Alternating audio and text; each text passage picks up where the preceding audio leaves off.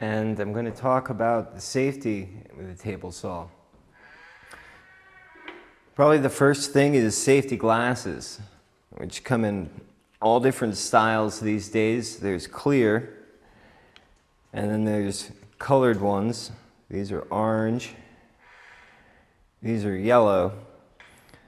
And the orange and yellow ones actually sharpen your eyesight a little bit, so that you can see, it takes out some of the glare, and you can actually see lines clearer than you can with the clear glasses.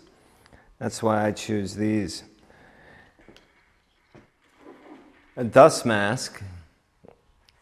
Some of the fine dust that gets kicked from the saw, especially from harder woods, has a lot of acidic and acidic dust that can get into your lungs and cause you some problems.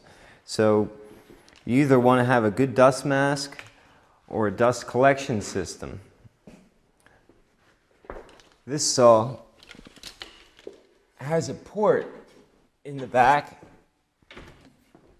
where the sawdust comes out of, and a regular shop vac fits right on in there.